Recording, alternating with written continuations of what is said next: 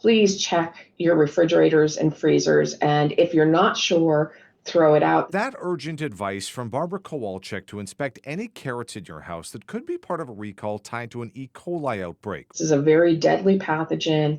There's 15 hospitalizations and 1 death. The CDC says specifically it's organic and whole baby carrots from a California farm that were sold under different names and at multiple stores around the country. They have been pulled from the shelves, but they are potentially still sitting in people's refrigerators and freezers. The recall is the latest on this front recently, including an E. coli outbreak tied to onions in McDonald's Quarter Pounders and a listeria outbreak tied to Boar's Head deli meats. Studying outbreaks like these have been a part of Kowalczyk's life for over 20 years, after her 2.5-year-old son Kevin contracted E. coli from a suspected ground meat contamination. And went from being perfectly healthy to dead in 12 days. Kowalczyk eventually started a nonprofit that grew into her current role, director at the Institute for Food Safety and Nutrition Security at George Washington University. My vision are food systems that consistently and equitably deliver safe, nutritious, and affordable food to all. Speaking to the recent outbreaks, Kowalczyk says she doesn't believe the issue is getting worse, but detection has improved, and adds produce started getting more attention after a 2006 spinach E. coli outbreak. If you don't look for something, you don't find it,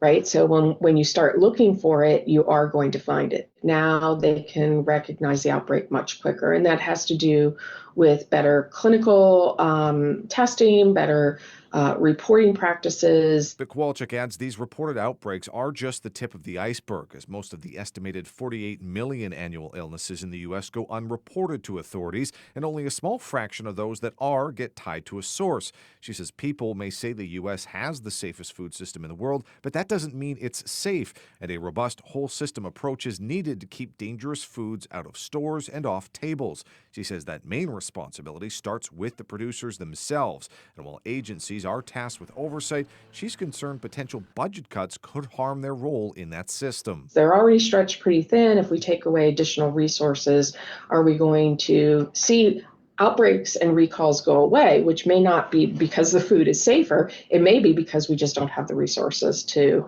detect them. And Kowalczyk says there are things that you can do to help keep yourself safe when preparing food. That includes constant cleaning, keeping your raw and cooked foods separate for preparation, and not leaving things out at room temperature. And finally, considering avoiding foods associated with foodborne illnesses if you're in a group that is more likely to have severe symptoms, such as young kids, people over 65, and those with compromised immune systems. In Richmond, Cameron Thompson, CBS 6 News.